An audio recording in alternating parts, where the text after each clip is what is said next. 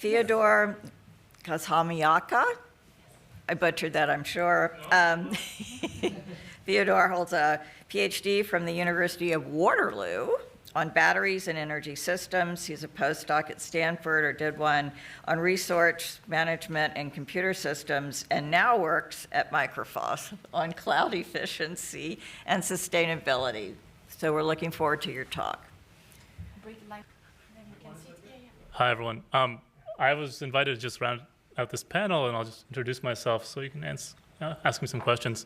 So I spent the last few years at Microsoft trying to understand how data centers work and how the cloud works. And I've gotten some answers over the past few years, but more questions. And the kind of questions I've been asking is around what can data centers do when it comes to modulating their power draw. And so I'm really interested in this kind of question and some of the questions that Baosen brought up, and hopefully I'm somewhat useful here. Thank you.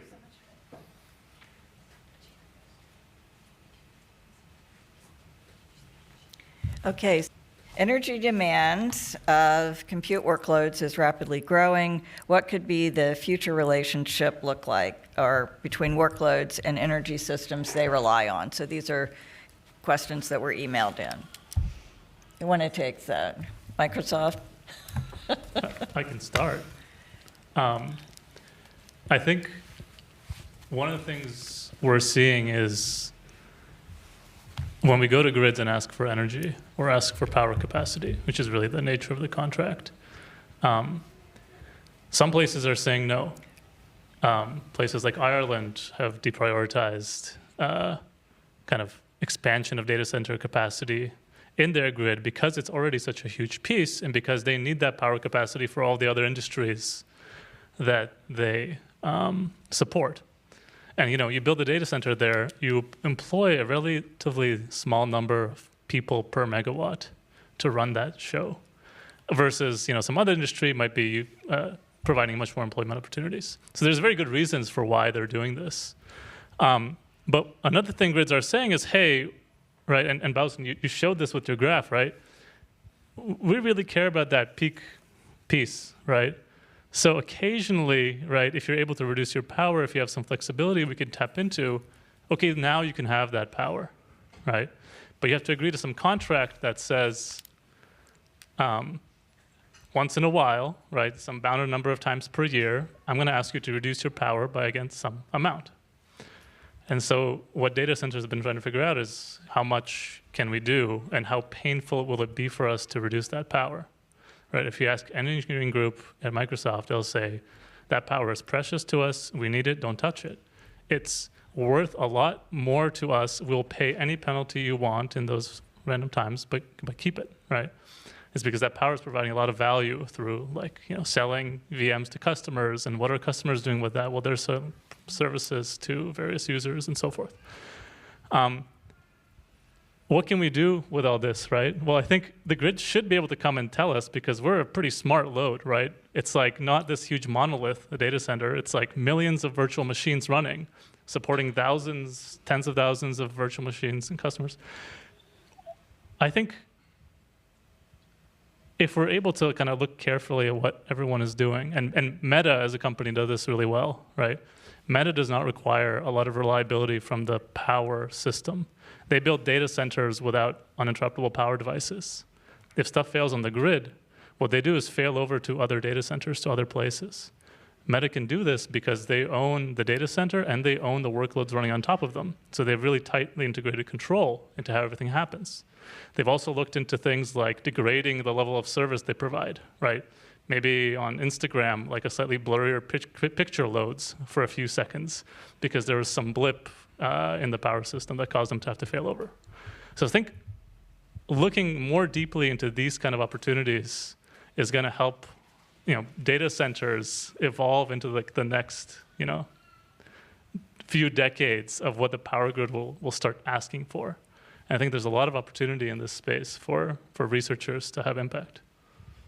So just to follow up and add to that, I think in the past, from the power system perspective, is we're very used to telling what generations should do.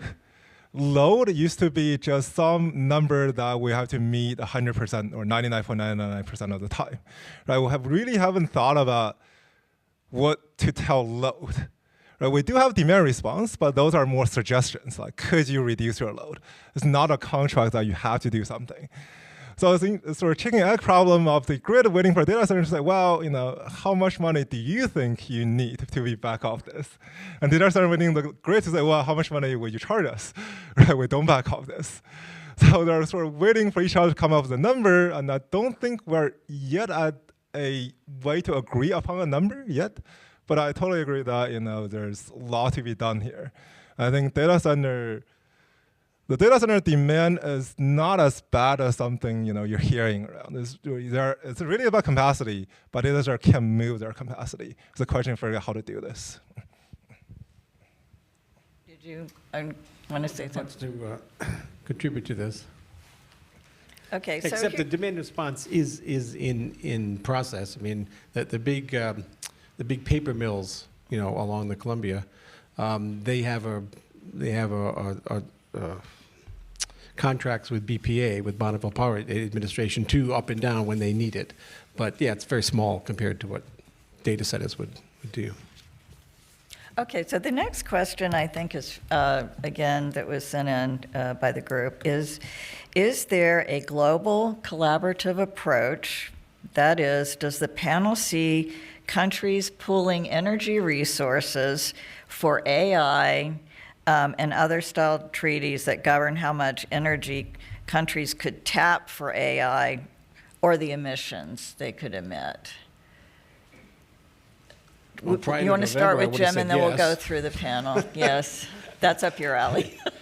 Yeah, I mean, prior to recent events, I would have said yes. Now things are kind of going a little chaotic, and I'm not sure various large countries will honor or care as much about that kind of balance. I think it's going to go to everyone for themselves, build as much, power suppliers as you can, maybe increase nuclear a bit, rather than go global. I mean, Europe is going to, already works within itself very nicely. In North America can, but I'm not sure global, if everyone's going to. So, Baosen, I thought it was fascinating. You showed the grid, and you just did the U.S., but our grid is also connected, right? Could you talk a little bit about that in collaboration, or? Right, yeah. So if you look at the North American grid, it's actually 3 grids: West Coast, East Coast, and then Texas. You may have guessed that's its own separate thing. So instead of thinking as 2 countries between U.S. and Canada, you should really think of these 3 separate power systems, all running mostly independently on its own. So for collaboration, I think within each of these sort of regional systems, you sort of have to see this kind of collaboration. You have to see different dispatch. Internationally, I'm not sure. Maybe EU is the sort of only example I can think of. Even within North America, we have been talking about building high voltage DC between East and West for the last 20, 30 years. Hasn't happened yet.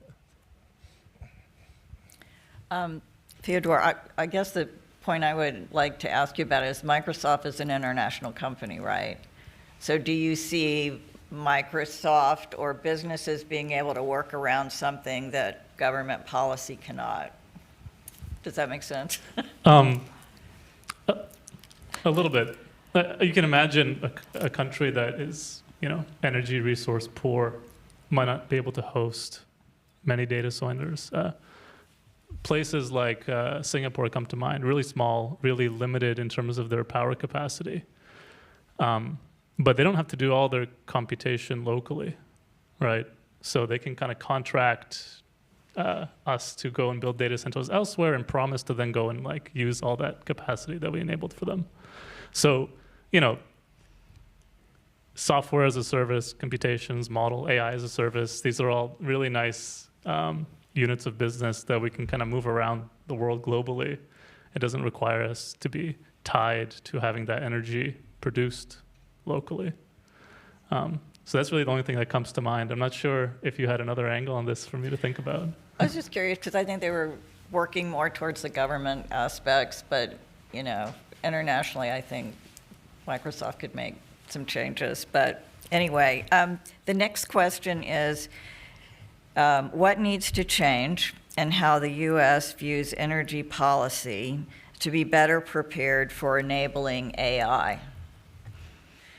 Jim? It has to get away from the politics insofar as I don't like this, I don't like that. We can't afford that.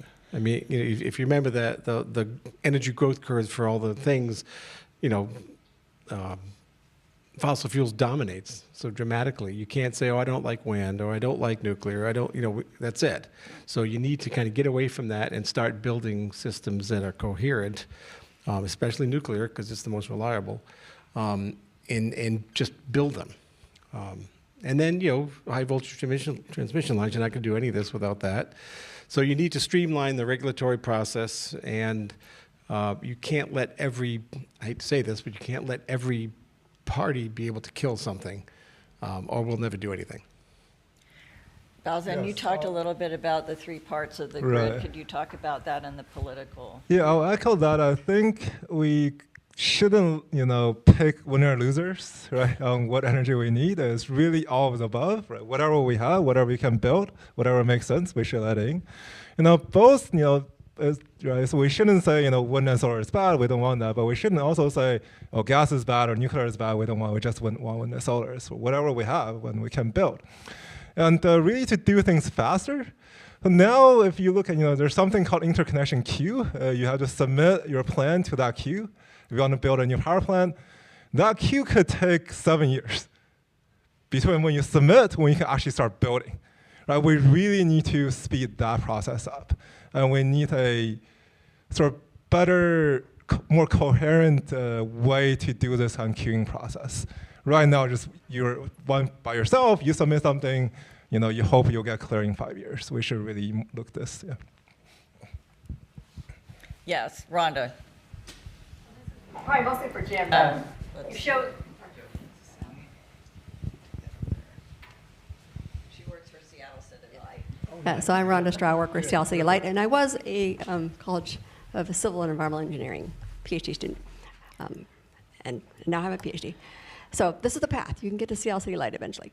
But Jim, I was thinking of you really talked about nuclear, like most kilowatts, but there's another resource that you didn't talk about is energy conservation, and I'm just kind of curious of where you see that fitting in, and maybe also the AI connection. Can AI actually help us, you know, boost energy conservation in some way? Is it, Yeah, or do you already do all the low-hanging fruit? Right. Conservation is the low-hanging fruit. I mean, there's no question about that. It's the cheapest energy to get.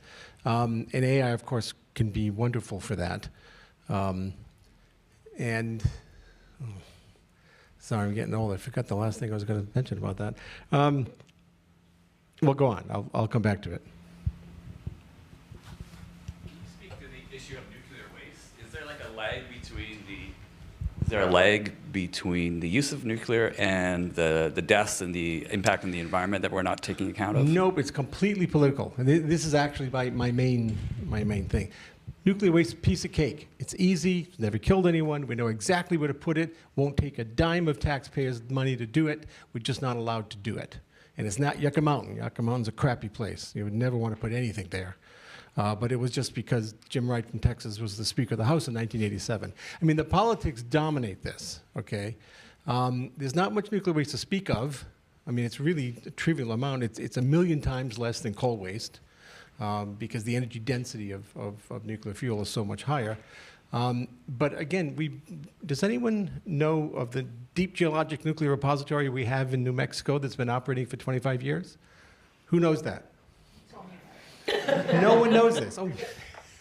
So we have a deep underground nuclear repository. It's in massive salt.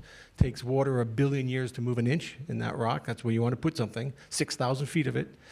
We've been disposing of bomb waste, nuclear bomb waste. Doesn't matter what kind of waste.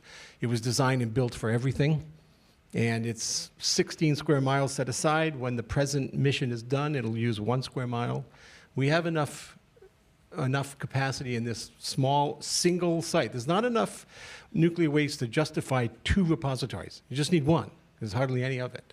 And we've shown this perfect. It's just absolutely the best rock you could put anything in you want away forever and ever. And we're just not allowed to expand it. We're still stuck with the, Yucca Mountain site that is the law, is chosen by the best geologists in Congress. And that's it. And so we're stuck. We can't move forward. We can't do anything. The same thing that's going on over at Hanford, which is not commercial waste. That's bomb waste. So we're not generating any more of that. But again, we're doing the wrong thing. It's the stupidest thing to do is to vitrify that waste. Okay, it's the wrong chemistry for glass. It's the right chemistry for grout. And so 50 million gallons are no longer high level anyway, that were high level. So, but we're still treating it like it's high level because the barcode on the tanks still says high level. Doesn't matter what it is anymore. It's just completely dominated by misinformation. And the people running the show don't understand it at all. So when that happens, it'll be easy. When we decide to actually do the right thing, it'll be very easy.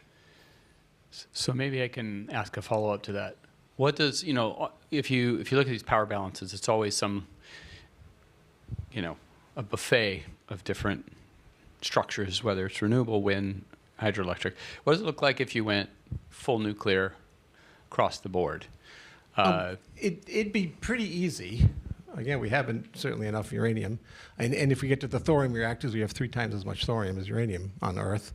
And if you bring in the small modular reactors, the small modular reactors can actually load follow renewables as well as gas or hydro. So again, you have a mix of big ones, mix of small ones. And the other power sources, there's niches for everything. Again, everyone says all of the above, but you can't do everything with wind. You can't do everything with solar. You need nuclear in there, and you need hydro, because they can deal with the variability of the grid. And that's assuming you want to get rid of fossil fuel. A lot of people don't want to get rid of fossil fuel because we have so much. We have more coal, gas, and oil than anyone in the world. Anyone in the world, and it's really hard to not use something you have so much of. And it's easy to get out of the ground. We have walking drill rigs.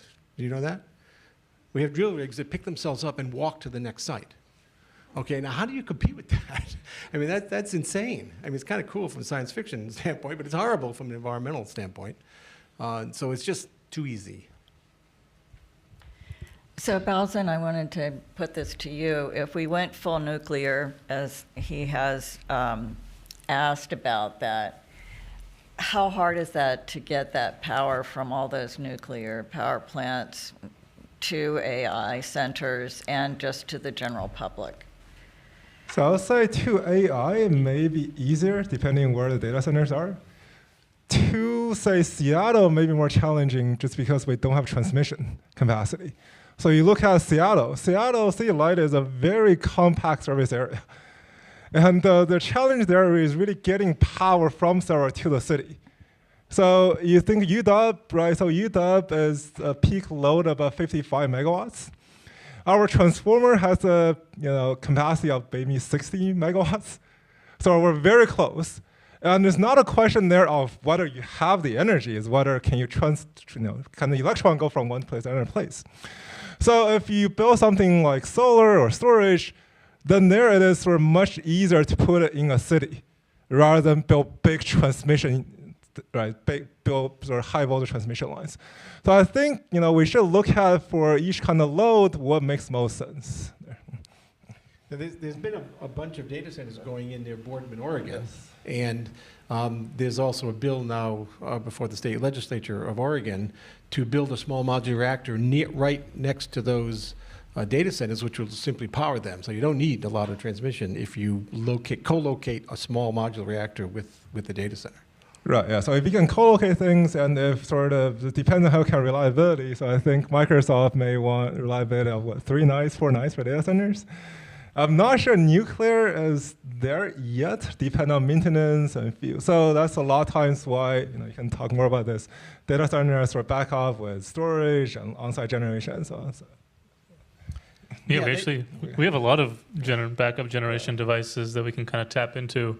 There is regulation preventing us from like just running our generators constantly in most places. We have like a little bit of energy stored in batteries for like a ride through to, go between an outage to turning on all of our generators and synchronizing them. But there are also different types of data centers, mostly in the kind of servers and the kind of workloads they're meant to support. Traditionally, we've built a lot of things that we push everything into. We push storage clusters, we push compute clusters, we push our GPUs into one spot. With the rise of these like really large AI training workloads, we're starting to build data centers purely composed of GPUs, a little bit of storage and some peripheral stuff just to support those workloads. But primarily, it's these huge kind of racks of GPU servers. And the nice thing about training is that it's kind of delay tolerant, right? When you have a workload that lasts a month, and you need to, I don't know, how long is nuclear plant maintenance? What do you mean, planned maintenance? Oh, 80 years. 80 years. To shut it down to maintain and then spin it back up. 1 month. 1 month. Every other year. It's about a month. Okay. 1 month actually sounds like a lot. Unless you have small modular reactors where you shut down each module and the other 7 is still running. And so, again, small modules are very different than big ones. Okay, so with N+1 reactors, I need not shut down at all. Yeah. That sounds like a winning solution.